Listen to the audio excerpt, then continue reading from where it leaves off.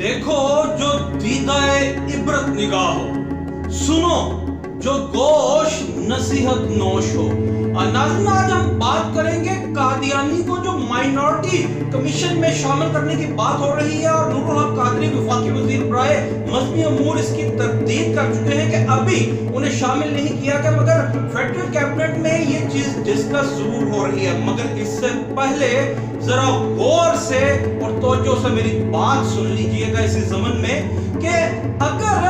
आप हम जब शादियां करते हैं, खास तौर पे ये सब कॉन्टिनेंट में, खास तौर पे पाकिस्तान में, तो हमें अक्सर औकात हमें अपनी बेगमात के कई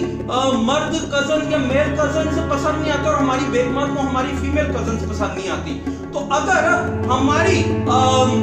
बेगम का यानी आपकी बीवी का जो कोई मर्द कजन आपके बच्चों को ये कहे कि आपकी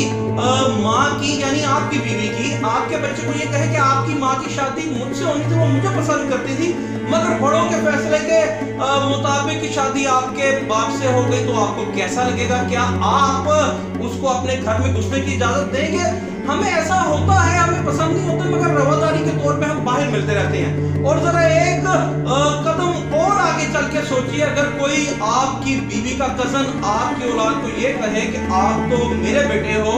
तो आपकी बीवी पर इल्जाम आएगा और आप तमाम रवादारियां भूल करके रिश्तेदारी की उसके कत्ल के ही दर पे हो जाएंगे, या कम से कम आप ये कहेंगे कि उस पे आप बैंड लगा देंगे अपने घर की दहलीज में आना। तो सवाल ये है, हुआ तो सिर्फ यही ना कि आपकी बेगम पर एक इल्जाम आया, तो इल्जाम तो लोग लगाते रहते हैं, सच तो नहीं हो जाता, मगर आप ये कहेंगे कि ये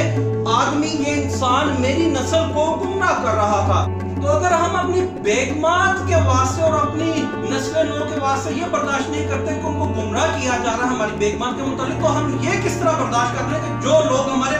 दीन में अफ्तरा पर्दाजी और इख्तरा पर्दाज हैं, उनको कैसे बर्दाश्त करके अक़लियत करार दे दें। तो सिमिलरली ये जो कादियानी लोग हैं, ये आज अगर इन्हें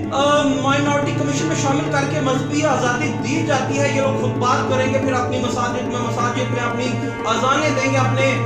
वो एक मुर्तद दीन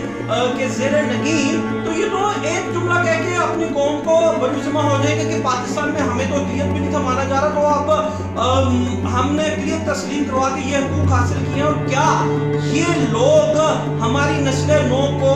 स्लाइटली आहिस्ता आहिस्ता हमारे दीन के मुतालिक क्या गुमराह करने का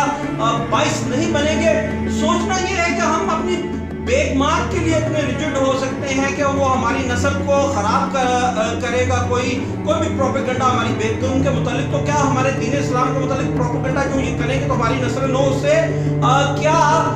गुमराह नहीं हो सकती? और मैं आपको बताता चलूं कि सन 2000 में मैंने इनकी वेबसाइट्स का बारीक बीनी से मुताला किया था कादियानियों की, उस पर वाज़ेह तौर पे लिखा था कि they firmly believe on the prophet Muhammad peace be upon him। तो ये तो झांसा देते हैं। और दूसरी बात ये है कि हिंदू सिख ईसाई हो, वो तो अपने आप को ये नहीं कहते हम मुसलमान हैं, मगर ये अक़लियत नहीं, ये तो मुनकरीन है, और ये तो फिर झांसा देंगे। ये हुकूमत वक्त को सोचना चाहिए कि इन्हें माइनॉरिटी कमीशन में हिस्सा देने के बाद इन्हें अपनी मजहबी आज़ादी मिलेगी, तो क्या ये लोग बाइस ना बनेंगे हमारी नस्ल नौ को अज़हान को बदलने की बाबत